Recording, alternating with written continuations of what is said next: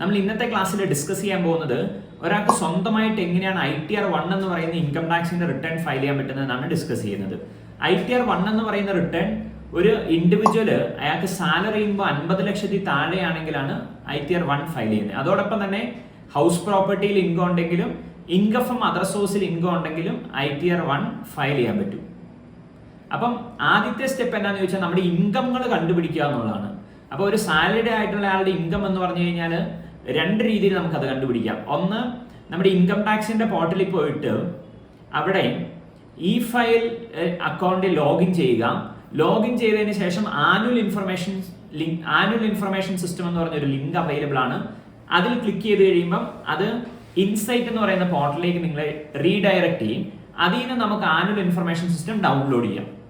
അതോടൊപ്പം തന്നെ നിങ്ങൾക്ക് സാലറിയിൽ TDS കട്ട് ചെയ്തിട്ടുള്ളവരാണെങ്കിൽ എംപ്ലോയർ ഫോം 16 തരും. അപ്പൊ ആ ഫോം 16ന്റെ പാർട്ട് B എടുത്തു നോക്കുക. ആ പാർട്ട് ബിക്കകത്ത് നിങ്ങളുടെ സാലറി ഇൻകത്തിന്റെ കമ്പ്യൂട്ടേഷൻസ് ഓൾറെഡി ചെയ്തിട്ടുണ്ട്. അത് വെച്ചിട്ട് എങ്ങനെ നമുക്ക് income tax return ITR 1 file ചെയ്യാനാണ് നമ്മളിപ്പം ഡിസ്കസ് ചെയ്യാൻ പോകുന്നത്. ആനുവൽ ഇൻഫർമേഷൻ സിസ്റ്റം എങ്ങനെയാണ് ഡൗൺലോഡ് ചെയ്യാൻ പറ്റുന്നതെന്നാണ് നമ്മളിപ്പോൾ പരിശോധിക്കാൻ പോകുന്നത്. അതിനായിട്ട് നിങ്ങൾ സെർച്ച് ബാർ എടുത്തിട്ട് സെർച്ച് ബാറിൽ ഇ ഫയലിംഗ് ഇൻകം ടാക്സ് എന്ന് ടൈപ്പ് ചെയ്യുക. അപ്പോൾ ആദ്യമായിട്ട് വരുന്ന ഒരു വെബ്സൈറ്റ് നിങ്ങൾ ശ്രദ്ധിക്കുക. incometax.gov.in എന്ന് പറയുന്ന വെബ്സൈറ്റ് അഡ്രസ്സാണ് ഇൻകം ടാക്സിന്റെ ഇ ഫയലിംഗിന് വേണ്ടി യൂസ് ചെയ്യുന്നത്. അതിൽ ക്ലിക്ക് ചെയ്യാം. അന്നേരം നമുക്കൊരു പുതിയ വിൻഡോ അല്ലെങ്കിൽ ഒരു വെബ് പേജ് ഓപ്പൺ ആയി വരുന്നതാണ്. ഇതാണ് ഇൻകം ടാക്സിന്റെ ഇ ഫയലിംഗ് പോർട്ടൽ എന്ന് പറയുന്നത്. അതിന്റെ റൈറ്റ് സൈഡിൽ നമുക്ക് രണ്ട് ഓപ്ഷൻ കാണും. ഒന്ന് ലോഗിൻ, ഒന്ന് രജിസ്റ്റർ. നമ്മൾ ആദ്യമായിട്ടാണ് ഇൻകം ടാക്സ് റിട്ടേൺ ഫയൽ ചെയ്യാൻ പോകുന്നതെങ്കിൽ നമ്മൾ അവരുടെ അക്കൗണ്ട് രജിസ്റ്റർ ചെയ്യണം. നമ്മുടെ പാൻ നമ്പർ ഉപയോഗിച്ചിട്ട് രജിസ്റ്റർ ചെയ്യാം. അപ്പം നമ്മുടെ പാൻ നമ്പർ ആയിരിക്കും എപ്പോഴും യൂസർ ID. അതിനുശേഷം നമ്മൾ ഇൻകം ടാക്സിന്റെ സൈറ്റിൽ ലോഗിൻ ചെയ്യുക. ലോഗിൻ ചെയ്യുമ്പം മേളിൽ ഒരു ടാബ് കാണാം. അതിൻ്റെ അകത്ത് ആനുവൽ ഇൻഫർമേഷൻ സിസ്റ്റം എന്ന് പറയുന്ന ഒരു ടാബ് ക്ലിക്ക് ചെയ്യാം. അന്നേരം അത് എക്സ്റ്റേണൽ ആയിട്ടൊരു വെബ്സൈറ്റിലേക്ക് ഡയറക്റ്റ് ചെയ്യും. പ്രൊസീഡ് ചെയ്യാം. അപ്പോൾ നമുക്ക് ഇവിടെ ആനുവൽ ഇൻഫർമേഷൻ സിസ്റ്റം അവൈലബിൾ ആയ വെബ്സൈറ്റ് എന്ന് പറഞ്ഞു കഴിഞ്ഞാൽ ഈ സൈറ്റ് എന്ന് പറയുന്ന പേരാണ് ഇൻകം ടാക്സിന്റെ ഇൻസൈറ്റ് പോർട്ടൽ എന്ന് പറയും. പിന്നെ അത് കുറേയേറെ ഇൻഫർമേഷൻ അവൈലബിൾ ആണ്. നമുക്ക് ആവശ്യം ആനുവൽ ഇൻഫർമേഷൻ ആണ്. അതേ ക്ലിക്ക് ചെയ്യാം. ആനുവൽ ഇൻഫർമേഷൻ ഓപ്ഷൻ സെലക്ട് ചെയ്യാം. ഇവിടെ നമുക്ക് രണ്ട് കാര്യങ്ങൾ അവൈലബിൾ ആണ്. ഒന്ന് ആനുവൽ ഇൻഫർമേഷൻ സ്റ്റേറ്റ്മെന്റും ടാക്സ് ഇൻഫർമേഷൻ സ്റ്റേറ്റ്മെന്റും. ഇതിൽ ആനുവൽ ഇൻഫർമേഷൻ സ്റ്റേറ്റ്മെന്റ് ഡീറ്റെയിൽ ആയിട്ടുള്ള കാര്യങ്ങളാണ്. നമ്മൾ സമ്മറി ആയിട്ടുള്ള കാര്യങ്ങൾ മതിയെങ്കിൽ അത് ഡൗൺലോഡ് ചെയ്ത് നോക്കുക. Annual information system password protected ആയിട്ടുള്ള ഒരു PDF ഫയലാണ്. അത് ഓപ്പൺ ചെയ്യാനായിട്ട് നിങ്ങളുടെ പാൻ നമ്പർ സ്മോൾ ലെറ്ററിലും അതോടൊപ്പം തന്നെ ഡേറ്റ് ഓഫ് ബർത്തും കൊടുക്കുക. നമ്മൾ ടാക്സുമായിട്ട് ബന്ധപ്പെട്ട ഇൻഫർമേഷൻ ഉള്ള ഡോക്യുമെന്റ് ആണ് ഡൗൺലോഡ് ചെയ്തത്. അത് TIS എന്ന് പറയും. ഏത് പർട്ടിക്കുലർ ഇയറിലെയാണ്, അസസ്മെന്റ് ഇയറിലെയാണ്. അപ്പോൾ ഈ ആനുവൽ ഇൻഫർമേഷൻ സിസ്റ്റം നമ്മൾ ഡൗൺലോഡ് ചെയ്യുന്നത് ഒരു പർട്ടിക്കുലർ ഫിനാൻഷ്യറിലേക്ക് വേണ്ടിയാണ്. അതിവിടെ ഡിസ്പ്ലേ ചെയ്യുന്നതാണ്. ഇവിടെ ഇതിന്റെ സമ്മറി ഡിസ്പ്ലേ ചെയ്യാം. ആനുവൽ ഇൻഫർമേഷൻ ഇത് കുറച്ചും കൂടെ ഡീറ്റെയിൽ ആയിട്ട് ഡിസ്പ്ലേ ചെയ്യുന്നത് മാത്രമാണ് മേജർ ആയിട്ടുള്ള വ്യത്യാസം. അപ്പോൾ നമ്മൾ ഒരു കാര്യം മനസ്സിലാക്കിയിരിക്കേണ്ടത് എന്താണെന്ന് വെച്ച് കഴിഞ്ഞാൽ നമ്മൾ റിട്ടേൺ ഫയൽ ചെയ്യുന്നതിന് മുമ്പ് നമ്മുടെ ഇൻകങ്ങളെല്ലാം പ്രോപ്പർ ആയിട്ട് ആനുവൽ ഇൻഫർമേഷൻ സിസ്റ്റത്തിൽ വന്നിട്ടുണ്ടോ എന്ന് ചെക്ക് ചെയ്യാം. അതായത് ഇപ്പം നിങ്ങൾക്ക് TDS ഉണ്ടെങ്കിൽ, ഇപ്പൊ സാലറി ഉള്ള ആൾക്കാർക്കാണെങ്കിൽ എംപ്ലോയർ TDS ഡിഡക്ട് ചെയ്യും. ആ എമൗണ്ട് നിങ്ങളുടെ ആനുവൽ ഇൻഫർമേഷനിൽ എങ്ങനെയാണ് റിഫ്ലക്ട് ചെയ്യുന്നതെന്ന് ചോദിച്ചു കഴിഞ്ഞാൽ നിങ്ങൾ എംപ്ലോയർ TDS റിട്ടേൺ ഫയൽ ചെയ്യുമ്പോഴാണ് അത് ആനുവൽ ഇൻഫർമേഷൻ സിസ്റ്റത്തിൽ റിഫ്ലക്ട് ചെയ്യുന്നത്. അപ്പം എംപ്ലോയറെ സംബന്ധിച്ച് ക്വാർട്ടർലി ആണ് TDS റിട്ടേൺ ഫയൽ ചെയ്യുന്നത്. അപ്പൊ Q4 അതായത് അവസാന ക്വാർട്ടറിലെ ജനുവരി, ഫെബ്രുവരി, മാർച്ച് പീരീഡിലെ ഈ TDS റിട്ടേൺ ഫയൽ ചെയ്യാൻ വേണ്ടി മെയ് മാസം 30-ാം തീയതി വരെ സമയമുണ്ട്. അപ്പൊ പ്രാക്ടിക്കലി എന്നാ പ്രശ്നം എന്ന് ചോദിച്ചു കഴിഞ്ഞാൽ നമുക്ക് പല സിറ്റുവേഷനും income tax return June and ജൂലൈയിലെ ഫയൽ ചെയ്യാൻ പറ്റത്തുള്ളൂ. കാരണം എങ്കിൽ മാത്രമേ നമ്മുടെ പ്രോപ്പർ ആയിട്ടുള്ള TDS എമൗണ്ട് നമ്മുടെ ആനുവൽ ഇൻഫർമേഷൻ സിസ്റ്റത്തിലും ഇൻകം ടാക്സിന്റെ പോർട്ടലിലും റിഫ്ലക്ട് ആവുള്ളൂ. അപ്പൊ അങ്ങനെ ആകാതെ വന്നു കഴിഞ്ഞാൽ നമ്മൾ അടച്ച ടാക്സ് കുറവ് വരികയും ബാക്കി ടാക്സ് അടയ്ക്കുകയും വേണം, അല്ലെങ്കിൽ നമ്മുടെ റീഫണ്ട് കുറഞ്ഞു പോകും. അപ്പൊ ഇതിൻ്റെ അകത്ത് നോക്കിക്കഴിഞ്ഞാൽ നമുക്ക് അറിയാൻ പറ്റും ഇവരുടെ ഇൻകത്തിന്റെ ഒരു സമ്മറിയാണ്. സാലറി ഹെഡില് ഒരു 14 ലക്ഷം രൂപയുടെ ഇൻകം കാണിച്ചിട്ടുണ്ട്. Accepted by tax payer. ഇപ്പൊ ഇതിൻ്റെ അകത്ത് എന്തെങ്കിലും വ്യത്യാസം തോന്നുവാണെങ്കിൽ നമ്മൾ ആനുവൽ ഇൻഫർമേഷൻ സിസ്റ്റത്തിന്റെ അകത്ത് പോയിട്ട് ഫീഡ്ബാക്ക് സബ്മിറ്റ് ചെയ്യാം. ഇതെന്റെ അല്ല, അല്ലെങ്കിൽ ഇൻഫർമേഷൻ തെറ്റാണ്, ഡ്യൂപ്ലിക്കേറ്റ് ആയിട്ട് വന്നാണ്, വേറെ പാൻ്റെ ആണെന്നൊക്കെ പറഞ്ഞ് നമുക്ക് ഫീഡ്ബാക്ക് കൊടുക്കാൻ ഓപ്ഷൻ ഉണ്ട്. ഡിവിഡൻഡ് ഇൻകം 355 രൂപ വന്നിട്ടുണ്ട്. നമ്മൾ ഷെയർ പർച്ചേസ് ചെയ്തിട്ടുണ്ട്. അതോടൊപ്പം തന്നെ ഫോറിൻ കറൻസി റെമിറ്റൻസ് വരുന്നുണ്ട്.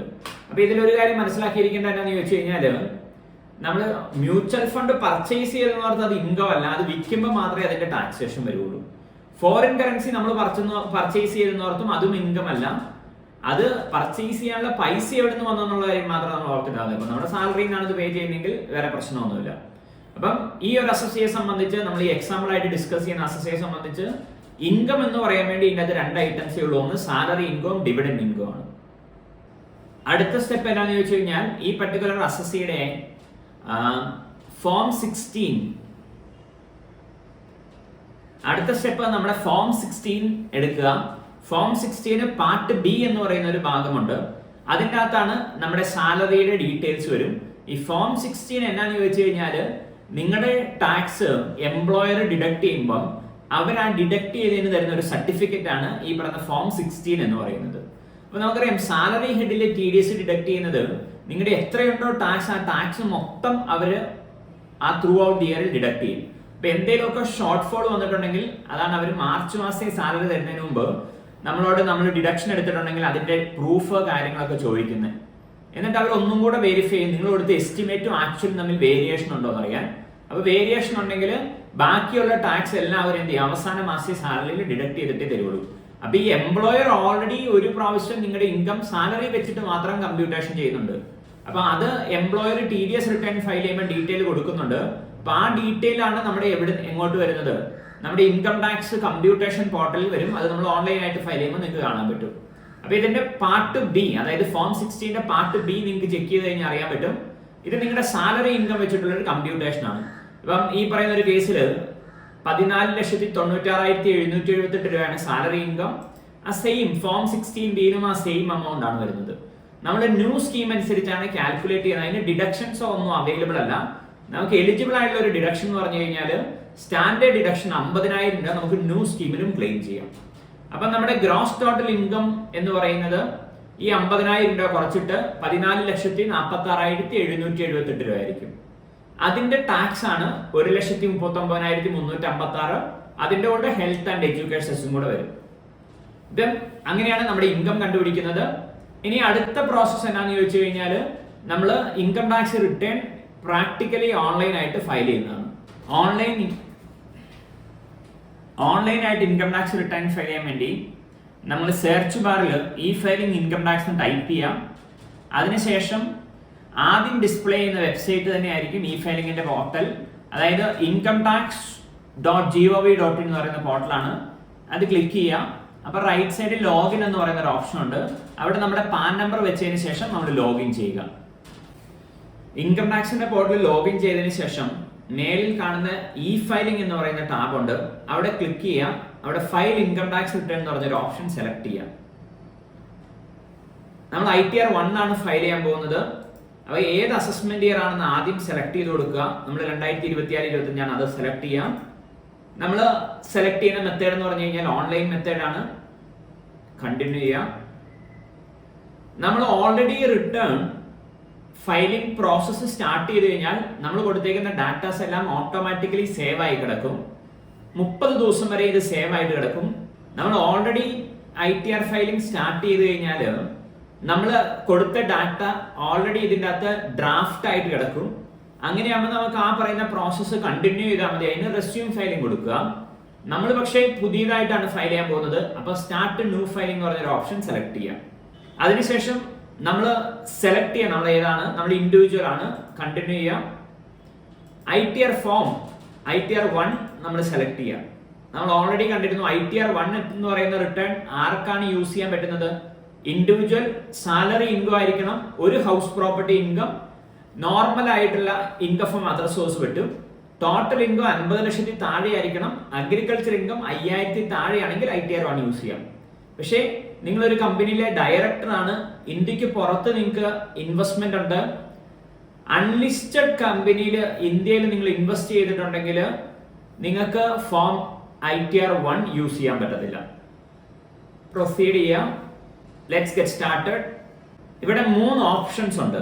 നിങ്ങൾ ഏത് റീസൺ കൊണ്ടാണ് റിട്ടേൺ ഫയൽ ചെയ്യുന്നതെന്നാണ്. നമ്മൾ 139(1) അനുസരിച്ച് നമ്മുടെ ഇൻകം ബേസിക് ലിമിറ്റ് എക്സീഡ് ചെയ്യുകയാണെങ്കിൽ റിട്ടേൺ ഫയൽ ചെയ്യുന്നത്. അങ്ങനെയാണെങ്കിൽ ഓപ്ഷൻ 1 സെലക്ട് ചെയ്യാം. പിന്നെ 139(1) അനുസരിച്ച് ഒരു 6-7 സിറ്റുവേഷൻ നമ്മൾ മാൻഡേറ്ററി ആയിട്ട് ITR ഫയൽ ചെയ്യണം. അങ്ങനെയാണെങ്കിൽ സെക്കൻഡ് സെലക്ട് ചെയ്യാം. ഇതൊന്നും അല്ല, നിങ്ങൾ വോളണ്ടറി ആയിട്ടാണ് നിങ്ങൾ റിട്ടേൺ ഫയൽ ചെയ്യുന്നതെങ്കിൽ ലാസ്റ്റ് ഓപ്ഷൻ സെലക്ട് ചെയ്യാം. നമ്മൾ നമ്മുടെ ഇൻകം ബേസിക് ലിമിറ്റ് എക്സീഡ് ചെയ്യുന്നതുകൊണ്ടാണ് റിട്ടേൺ ഫയൽ ചെയ്യുന്നത്. Go for it. ഇവിടെ ഒരു സ്ക്രീൻ ഡിസ്പ്ലേയിൽ വരുന്ന കാണാം. അതായത് നിങ്ങൾ ഈ ഓൺലൈനായിട്ട് ഫയൽ ചെയ്യാൻ പോകുന്ന ITRനകത്ത് കുറേയേറെ ഡാറ്റ ഓട്ടോ ഡ്രാഫ്റ്റ് ആയിട്ട് അവൈലബിൾ ആണ്. ഈ ഡാറ്റ അവൈലബിൾ ആയത് എങ്ങനെയാണെന്ന് ചോദിച്ചു കഴിഞ്ഞാൽ, ഡിപ്പാർട്ട്മെന്റിന് നിങ്ങളുടെ ആനുവൽ ഇൻഫർമേഷൻ സിസ്റ്റത്തിൽ നിന്നും നിങ്ങളുടെ TDS റിട്ടേണിൽ നിന്നും പല സോഴ്സിൽ നിന്നും കിട്ടിയേക്കുന്ന ഇൻഫർമേഷൻസ് ആണ്. അത് വെച്ചിട്ടാണ് ഈ പറയുന്ന ITR ഫോം കുറേയേറെ ഡാറ്റ ഓട്ടോ പോപ്പുലേറ്റ് ആയിട്ട് വന്നേക്കുന്നത്. നിങ്ങളത് ശരിയാണോ അല്ലയോ എന്ന് നോക്കുക. ശരിയാണെങ്കിൽ അത് അക്സെപ്റ്റ് ചെയ്യാം, തെറ്റാണെങ്കിൽ നിങ്ങൾ മോഡിഫൈ ചെയ്യാം. അതോടൊപ്പം ഒരു കാര്യം ഓർത്തിരിക്കുക, എന്തെങ്കിലും തെറ്റാണെങ്കിൽ നിങ്ങൾ ആനുവൽ ഇൻഫർമേഷൻ സിസ്റ്റത്തിൽ എടുത്തിട്ട് അവിടെ ഫീഡ്ബാക്കും കൂടെ സബ്മിറ്റ് ചെയ്യാം. അപ്പൊ ഇൻകം ടാക്സ് റിട്ടേൺ ഫയൽ ചെയ്യാൻ നേരത്ത് അതിലേതെങ്കിലും വേരിയേഷൻ ഉണ്ട്. ഇപ്പൊ ഇൻട്രസ്റ്റ് ഇൻകം ഇത്രയില്ല, ഡിവിഡൻഡ് ഇത്രയില്ലെങ്കിൽ എത്രയാണോ ഉള്ളത് അത് നിങ്ങൾക്ക് ITR ഫോമിൽ കാണിക്കാം. അതോടൊപ്പം തന്നെ പിന്നെയോ ഇമ്മീഡിയറ്റ് ആയിട്ട് തന്നെയോ ആനുവൽ ഇൻഫർമേഷൻ സിസ്റ്റത്തിൽ ഒരു റിപ്ലൈയും കൂടെ കൊടുത്തിട്ടേക്കുക. എന്ത് റീസൺ കൊണ്ടാണ് വേരിയേഷൻ വന്നത്, ഇത് നിങ്ങളുടെ പാനിന് അഗൻസ്റ്റ് അല്ല, ഡ്യൂപ്ലിക്കേറ്റ് ആയിട്ട് വന്നതാണ്, അങ്ങനെ ഒരു പല ഓപ്ഷൻസ് അതിൻ്റെ അകത്തുണ്ട്. ITR 1 ഫയൽ ചെയ്യാൻ വേണ്ടി നമുക്ക് 5 ടേബിൾസ് ആണ് മേളിൽ ഡിസ്പ്ലേ ചെയ്തേക്കുന്നത്. നിങ്ങൾക്ക് കാണാം. ആദ്യം നമ്മുടെ പേഴ്സണൽ ഇൻഫർമേഷൻ, പിന്നെ ഗ്രോസ് ടോട്ടൽ ഇൻകം, നമ്മുടെ deductions, tax paid, tax liability. അത്രയേ ഉള്ളൂ, വെരി സിമ്പിൾ ആണ്. അപ്പൊ ആദ്യം പേഴ്സണൽ ഇൻഫർമേഷൻ നമുക്ക് എടുക്കാം. നമ്മുടെ പേഴ്സണൽ ഇൻഫർമേഷനിൽ നമ്മുടെ പാൻ എന്താണ്, പേരെന്താണ്, ഫാദറിന്റെ പേരെന്താണ്, ഡേറ്റ് ഓഫ് ബർത്ത് എന്താണ്, ആധാർ നമ്പർ എന്താണെന്നാണ്. പിന്നെ നമ്മുടെ കോൺടാക്ട് ഡീറ്റെയിലും. ഇത് നമുക്ക് വേണമെങ്കിൽ ഇവിടെ എഡിറ്റ് ചെയ്ത് മാറ്റി ചെയ്യാം. അതിനുശേഷം എംപ്ലോയ്മെന്റ് നേച്ചർ കാണിക്കുക, ഗവൺമെന്റ് ആണോ അതർ ദാൻ ഗവൺമെന്റ് ആണോ എന്നൊക്കെയുള്ള ഓപ്ഷൻസ് ഉണ്ട്. നമ്മൾ അതേഴ്സ് സെലക്ട് ചെയ്യുന്നു. അതിനുശേഷം ഫയലിംഗ് സെക്ഷൻ. അപ്പൊ നമ്മൾ പല ടൈപ്പ് റിട്ടേൺ ഫയലിംഗ് ഉണ്ട്. അപ്പൊ നോർമലി നമ്മൾ ഇൻകം ടാക്സ് റിട്ടേൺ ഡ്യൂ ഡേറ്റിന് മുമ്പാണ് ഫയൽ ചെയ്യുന്നതെങ്കിൽ ഡീഫോൾട്ട് ആയിട്ട് 139(1) സെലക്ട് ആവും. അതായത് സാലറി ഉള്ളവരെ സംബന്ധിച്ച് ഇൻകം ടാക്സ് റിട്ടേൺ ഫയലിന്റെ ഡേറ്റ് എന്ന് പറഞ്ഞാൽ 31 ജൂലൈ ആണ്. അതിന് മുമ്പാണ് നമ്മൾ റിട്ടേൺ ഫയൽ ചെയ്യുന്നതെങ്കിൽ അതെന്ന് പറയുന്നതാണ് return filed under on or before the due date. അതിനുശേഷം നമുക്ക് ഡിസംബർ വരെ ഫയൽ ചെയ്യാം. അതിനെ ഡീലേറ്റ് റിട്ടേൺ എന്ന് പറയും. പിന്നെ നമ്മൾ ഫയൽ ചെയ്ത റിട്ടേൺ നമുക്ക് റിവൈസ് ചെയ്യാം. അതാണ് 139(5) അനുസരിച്ച് റിവൈസ് റിട്ടേൺ എന്ന് പറയുന്നത്. അപ്പൊ നമ്മൾ ബിഫോർ ഡ്യൂ ഡേറ്റ് ആണ് ഫസ്റ്റ് ഓപ്ഷൻ സെലക്ട് ചെയ്തു. Do you wish to exercise option under 115 BSc, that is opting out of tax regime ആണ്. കറക്റ്റ് ആയിട്ട് വായിച്ചു നോക്കുക. അതായത് ഞാൻ ആദ്യമേ പറഞ്ഞിരുന്നു, അസസ്മെന്റ് ഇയർ 2024-25 തൊട്ട് നമ്മുടെ എല്ലാ കമ്പ്യൂട്ടേഷനും ന്യൂ റെജീമിലായിരിക്കും ഡീഫോൾട്ടിംഗ് ആയിട്ട് വരുന്നത്. അപ്പൊ നമുക്ക് പഴയ സ്കീമിലേക്ക് പോകണമെന്നുണ്ടെങ്കിൽ നമ്മൾ ഇവിടെ ഓപ്റ്റ് ചെയ്യാം. അപ്പം opt out from new scheme എന്നാണ് ചോദിക്കുന്നത്. വേണോ വേണ്ടയോ? വേണ്ട. നമ്മൾ എന്ത് ചെയ്യണം, പുതിയ സ്കീമിൽ തന്നെയാണ് നമ്മൾ കമ്പ്യൂട്ടേഷനും റിട്ടേണും ഫയൽ ചെയ്യുന്നത്. പിന്നെ നമ്മുടെ ഒരു ബാങ്ക് അക്കൗണ്ട് ഡീറ്റെയിൽ ഇവിടെ ഡിസ്പ്ലേ ആകും. ഇത് വന്നിട്ടില്ല നിങ്ങൾ എന്ത് ചെയ്യണമെന്ന് വെച്ചാൽ നിങ്ങൾ പ്രൊഫൈലിൽ പോയിട്ട് നിങ്ങളുടെ ഒരു ബാങ്ക് അക്കൗണ്ട് അവിടെ മെൻഷൻ ചെയ്യാം. അത് പ്രീ വാലിഡേറ്റ് ചെയ്യാനൊരു പ്രോസസ് ഉണ്ട്. എന്നിട്ട് ഒരു ബാങ്ക് അക്കൗണ്ട് നിങ്ങൾ മാൻഡേറ്ററി ആയിട്ട് റീഫണ്ടിന് എന്ത് ചെയ്യണം, നോമിനേറ്റ് ചെയ്യണം. അല്ലെങ്കിൽ ഇവിടെ നിന്ന് വേണമെങ്കിലും നിങ്ങൾക്ക് എന്ത് ചെയ്യാം, ബാങ്ക് അക്കൗണ്ട് ആഡ് ചെയ്യാം. കൺഫേം ചെയ്യാം. അപ്പൊ നമ്മൾ ഫസ്റ്റ് ടേബിൾ കഴിഞ്ഞു. അടുത്താണ് നമ്മുടെ ടോട്ടൽ ഇൻകം കാൽക്കുലേഷൻ. അതിൽ ആദ്യത്തെ ക്വസ്റ്റ്യൻ ആണ്, സാലറി ഹെഡിൽ നമ്മൾ എന്തെങ്കിലും എക്സംഷൻ എടുക്കുന്നുണ്ടോ എന്ന്. സ്റ്റാൻഡേർഡ് ഡിഡക്ഷൻ നമുക്ക് എടുക്കാം. ന്യൂ സ്കീമിൽ അത് ഓട്ടോമാറ്റിക്കലി വരും. പിന്നെ ന്യൂ സ്കീമിൽ ബാക്കിയുള്ള 1-2 ചെറിയ ഡിഡക്ഷൻ മാത്രമേ ഉള്ളൂ. അതായത് നമുക്ക് ട്രാവലിംഗ് കൺസെഷൻ തന്നിട്ടുണ്ടെങ്കിൽ സെക്ഷൻ 10(14) അനുസരിച്ച് നമുക്ക് എക്സംഷൻ എടുക്കാം. ട്രാൻസ്പോർട്ടേഷൻ അലവൻസ് ഉണ്ടെങ്കിൽ എടുക്കാം. അത് മാത്രമേ ഉള്ളൂ. അപ്പൊ നമ്മളെ സംബന്ധിച്ച് നമുക്ക് ഇതൊന്നുമില്ല. നമുക്ക് ഈ പറഞ്ഞ ക്വസ്റ്റ്യൻസ് സ്കിപ്പ് ചെയ്യാം. അപ്പം ഗ്രോസ് ടോട്ടൽ ഇൻകത്തിന്റെ കമ്പ്യൂട്ടേഷൻ ഷീറ്റ് ആണ്. ഇവിടെ നോക്കി കഴിഞ്ഞാൽ നമുക്ക് അറിയാൻ പറ്റും, ഇവിടെ ഓട്ടോമാറ്റിക്കലി ഡാറ്റാസ് അവൈലബിൾ ആണ്. അതായത് നമ്മുടെ ആനുവൽ ഇൻഫർമേഷനിൽ നിന്നും ഫോം 16 നിന്നും ഡിപ്പാർട്ട്മെന്റ് കളക്ട് ചെയ്തേക്കുന്ന ഇൻഫർമേഷൻ ആണ് ഇവിടെ വന്നേക്കുന്നത്. അപ്പൊ ഇതിലൊരു കാര്യം നിങ്ങൾ എൻഷുർ ചെയ്യേണ്ടത് എന്താണെന്ന് ചോദിച്ചു കഴിഞ്ഞാൽ, നിങ്ങളുടെ എൻറ്റയർ ഇയറിലെ സാലറി ഇവിടെ വന്നിട്ടുണ്ടോ ഇല്ലയോ എന്ന് ചെക്ക് ചെയ്യാം. അപ്പൊ ഇതിൽ എന്തെങ്കിലുമൊക്കെ വേരിയേഷൻ ഉണ്ടെങ്കിൽ നമുക്ക് എന്ത് ചെയ്യാം, ഇവിടെ എഡിറ്റ് എന്ന് പറഞ്ഞൊരു ഓപ്ഷൻ ഉണ്ട്. ഇത് എഡിറ്റ് ചെയ്തിട്ട് ഈ ഫിഗേഴ്സ് മാറ്റി കൊടുക്കാം, കുഴപ്പമൊന്നുമില്ല. നമ്മളിപ്പം ഡിമോൺസ്ട്രേറ്റ് ചെയ്യുന്ന ഈ എക്സാമ്പിളിലെ സാലറി ഇൻകം എന്ന് പറയുന്നത് 14,96,778 ആയിരുന്നു. നമ്മളത് ആനുവൽ ഇൻഫർമേഷനിലും ഫോം 16 പാർട്ട് ബിയിലും കണ്ടിരുന്നു. പിന്നെ 50,000 രൂപ സെക്ഷൻ 16 അനുസരിച്ച് ഓട്ടോമാറ്റിക്കലി ഡിഡക്ഷൻസ് എലിജിബിൾ ആണ്. അപ്പൊ നമ്മുടെ സാലറി ഹെഡിലെ ടാക്സബിൾ ഇൻകം എന്ന് പറഞ്ഞു കഴിഞ്ഞാൽ 14,46,778 രൂപയാണ്. ഹൗസ് പ്രോപ്പർട്ടിയിൽ ഒരു ഇൻകം നമുക്ക് ITR 1 കാണിക്കാന്ന് പറഞ്ഞായിരുന്നു. അത് ഉണ്ടെങ്കിൽ ആഡ് ചെയ്യാം. ഒരു കാര്യം ശ്രദ്ധിക്കുക, നമ്മൾ പുതിയ സ്കീം ചെയ്തുകൊണ്ട് ഹൗസിംഗ് ലോണിന്റെ ഇൻട്രസ്റ്റ് നമുക്ക് ഡിഡക്ഷൻ ആയിട്ട് എടുക്കത്തില്ല. അപ്പൊ നിങ്ങൾക്ക് ഹൗസിംഗ് ലോണിന്റെ ഇൻട്രസ്റ്റ് ഡിഡക്ഷൻ ആയിട്ട് എടുക്കണമെന്നുണ്ടെങ്കിൽ നമ്മൾ ഓൾഡ് റെജീം ചെയ്യണം. അതിന് എന്ത് ചെയ്യണമായിരുന്നു? നമ്മൾ നേരത്തെ ചോദിച്ച പുതിയ സ്കീമിൽ നിന്ന് ഓപ്റ്റ് ഔട്ട് ചെയ്യണമായിരുന്നോ എന്ന് ചോദിച്ച ഓപ്ഷൻ ടിക്ക് ചെയ്യണമായിരുന്നു. അപ്പൊ അങ്ങനെ ആഗ്രഹം ഉണ്ടെങ്കിൽ നിങ്ങൾക്ക് അവിടെ പോയിട്ട് ഒന്നും കൂടി ടിക്ക് ചെയ്തിട്ട് ചെയ്യാം. നമ്മൾ പുതിയ സ്കീമിൽ ചെയ്യുന്നുണ്ട്, ഇഗ്നോറിങ് ഇറ്റ്. പിന്നെ മൂന്നാമത്തെ ഇൻകം, നമുക്ക് വേറെ ഒരു ഇൻകം കാണിക്കാന്ന്, ഇൻകം ഫ്രം അതർ സോഴ്സിൽ നോർമൽ ഇൻകം ഉണ്ടായി കാണിക്കാന്ന് ഞാൻ പറഞ്ഞായിരുന്നു. ഈ പറയുന്ന ഇൻഫർമേഷനും കുറേയേറെ ഓട്ടോമാറ്റിക്കലി വരും. അതായത് നിങ്ങൾ ഇൻട്രസ്റ്റ് ഇൻകം വരും. കാരണം ബാങ്കിൽ നിങ്ങൾ പാൻ നമ്പർ കൊടുത്തേക്കുന്നതുകൊണ്ട് ആ ഇൻട്രസ്റ്റ് ഇവിടെ ഓട്ടോമാറ്റിക്കലി വരും. അതോടൊപ്പം തന്നെ നിങ്ങൾ എവിടെയെങ്കിലും ഇൻവെസ്റ്റ് ചെയ്തിട്ടുണ്ട്, ഡിവിഡൻഡ് പോലെയുള്ള ഇൻകം ഉണ്ടെങ്കിൽ അതും ഇവിടെ റിഫ്ലക്ട് ചെയ്യും. പിന്നെ ഇൻകം ടാക്സിൽ നമുക്ക് റീഫണ്ട് കിട്ടിയിട്ടുണ്ടെങ്കിൽ അതിന്റെ ഇൻട്രസ്റ്റ് പോർഷനും നമ്മുടെ ഇൻകം ആണ്. റീഫണ്ട് കിട്ടുന്ന എമൗണ്ട് അല്ല, അതിന്റെ ഇൻട്രസ്റ്റ് ഉണ്ടെങ്കിൽ അതൊക്കെ ഓട്ടോമാറ്റിക്കലി ഇവിടെ വരും. ഇത് നമ്മുടെയാണോ എന്ന് ക്രോസ് ചെക്ക് ചെയ്യുക, അക്സെപ്റ്റ് ചെയ്യുക. അതല്ല നമുക്ക് ഏതെങ്കിലും അതർ ഇൻകം ആഡ് ചെയ്യുന്നുണ്ടെങ്കിൽ ഈ ലാസ്റ്റ് ഓപ്ഷൻ സെലക്ട് ചെയ്തിട്ട് അതിലേക്ക് നമ്മൾ ആ ഇൻകം ആഡ് ചെയ്ത് കൊടുക്കുക. എക്സംപ്റ്റഡ് ഇൻകം, ഇത് ഒന്ന് ഡിസ്ക്ലോസ് ചെയ്യാൻ വേണ്ടി നിങ്ങൾ ശ്രമിക്കുക. അതായത് നമുക്ക് ഈ വർഷം കിട്ടിയ ഇൻകം പല ഇൻകങ്ങളുണ്ട്. ഒന്ന് ടാക്സബിളും എക്സംപ്റ്റഡും ഉണ്ട്. അഗ്രികൾച്ചർ ഇൻകം ആണെങ്കിൽ അത് ഇവിടെ കാണിക്കാം. അഗ്രികൾച്ചർ ഇൻകം 5,000 രൂപ വരെ ITR 1 കാണിക്കത്തുള്ളൂ എന്ന് ഞാൻ പറഞ്ഞായിരുന്നു. പിന്നെ ചില ഇൻകം, ഒരു എക്സാമ്പിൾ ആയിട്ട് പറയുകയാണെങ്കിൽ നിങ്ങൾ LIC പോളിസിയിൽ ഇൻവെസ്റ്റ് ചെയ്തായിരുന്നു, അതിൽ നിന്ന് പ്രീമിയം എമൗണ്ട് മച്ചുവർ ആയി കഴിയുമ്പോൾ 10(10D) അനുസരിച്ച് എക്സെപ്റ്റ് ആണ്. അപ്പൊ അങ്ങനെ കിട്ടിയിരുന്ന എമൗണ്ട് സേഫ് ആയിട്ടൊന്ന് ഡിസ്ക്ലോസ് ചെയ്തേക്കുക, കൺഫേം ചെയ്യാം. എക്സംപ്റ്റഡ് ഇൻകത്തിന് കമ്പ്യൂട്ടേഷനിൽ ഇമ്പാക്ട് വരത്തില്ല. അഗ്രികൾച്ചർ ഇൻകം ആണെങ്കിൽ ചെറിയൊരു ഇമ്പാക്ട് വരും. കൺഫേം ചെയ്യാം. അപ്പൊ നമ്മുടെ ഗ്രോസ് ടോട്ടൽ ഇൻകം ടേബിൾ കഴിഞ്ഞു. അടുത്താണ് ഡിഡക്ഷൻ ഡീറ്റെയിൽ. സെലക്ട് ചെയ്യാം. ഇത് ബേസിക്കലി ചാപ്റ്റർ 6 അനുസരിച്ച് നമ്മൾ ക്ലെയിം ചെയ്യുന്ന ഡിഡക്ഷൻസ് ആണ്. നമ്മൾ നേരത്തെ പറഞ്ഞിരുന്നു നമ്മൾ പുതിയ സ്കീമിലാണ് ഈ കമ്പ്യൂട്ടേഷൻ ചെയ്യുന്നത്. അപ്പൊ ചാപ്റ്റർ 6 അനുസരിച്ച് നമുക്ക് ഡിഡക്ഷൻ ഒന്നും എലിജിബിൾ അല്ല. ആകെ കൂടി നമുക്ക് എലിജിബിൾ ആയിട്ടുള്ള ഒരു എമൗണ്ട് എന്താണെന്ന് ചോദിച്ചു കഴിഞ്ഞാൽ, ഒരു എംപ്ലോയർ നാഷണൽ പെൻഷൻ സ്കീമിലേക്ക് അല്ലെങ്കിൽ സെൻട്രൽ ഗവൺമെന്റ് പെൻഷൻ സ്കീമിലേക്ക് കോൺട്രിബ്യൂഷൻ ചെയ്യുവാണെങ്കിൽ ആ കോൺട്രിബ്യൂഷൻ ചെയ്യുന്ന എമൗണ്ട് 80CC(d)(2) അനുസരിച്ച് എക്സംഷൻ ഉണ്ട്. അത് മാത്രമേ നമുക്ക് ഇവിടെ എടുക്കത്തുള്ളൂ. നമ്മുടെ കേസിൽ അത് ആപ്ലിക്കബിൾ അല്ല. So you are just skipping this question, going for it. ഇവിടെ നമ്മൾ ടാക്സ് പേ ചെയ്തതിന്റെ ഡീറ്റെയിൽ ആണ് ഡിസ്പ്ലേ ആകുന്നത്. അതായത് നിങ്ങളുടെ ടാക്സ് ആരെങ്കിലും TDS ആയിട്ട് ഡിഡക്ട് ചെയ്തിട്ടുണ്ടെങ്കിൽ അത് ഇവിടെ വരും. TCS എമൗണ്ട് വരും. അതല്ല നിങ്ങൾ സ്വന്തമായിട്ട് advance tax, self assessment tax ഒക്കെ പേ ചെയ്യുന്നുണ്ടെങ്കിൽ അതിവിടെ വരും. അപ്പം ഈ പറയുന്ന ഒരു കേസിൽ 94,716 രൂപയാണ് ഓൾറെഡി ഇവിടെ റിഫ്ലക്ട് ചെയ്തേക്കുന്നത്. ഞാൻ നേരത്തെ പറഞ്ഞിരുന്നു നമുക്ക് പ്രാക്ടിക്കലി പല സിറ്റുവേഷനിലും ഏപ്രിലും മെയിലും ഇൻകം ടാക്സ് റിട്ടേൺ ഫയൽ ചെയ്യാൻ പറ്റത്തില്ല. അതിന് റീസൺ എന്താണെന്ന് ചോദിച്ചു കഴിഞ്ഞാൽ, നിങ്ങളുടെ TDS ഡിഡക്ട് ചെയ്ത ആൾക്കാർ അവരുടെ TDS റിട്ടേൺ ഫയൽ ചെയ്യാൻ വേണ്ടിയുള്ള സമയം എന്ന് പറഞ്ഞു കഴിഞ്ഞാൽ മെയ് മാസം 31-ാം തീയതി വരെ ഉണ്ട്. അപ്പൊ ആ എമൗണ്ട് മെയ് മാസം 31-ാം തീയതി കഴിഞ്ഞേ നിങ്ങളുടെ ഈ പറയുന്ന ടാബിൽ ഡിസ്പ്ലേ ആവുള്ളൂ. അപ്പം അതുകൊണ്ടാണ് പ്രാക്ടിക്കലി ജൂൺ ആൻഡ് ജൂലൈ മാസത്തിലെ റിട്ടേൺസ് ഫയൽ ചെയ്യാൻ പറ്റത്തുള്ളൂ എന്ന് പറയാനുള്ള ഒരു റീസൺ.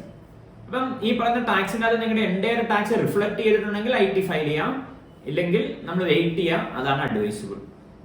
കൺഫേം ചെയ്യാം. നെക്സ്റ്റ് പേജ് ആണ് ടോട്ടൽ ടാക്സ് ലൈബിലിറ്റി എന്ന് പറയുന്നത്.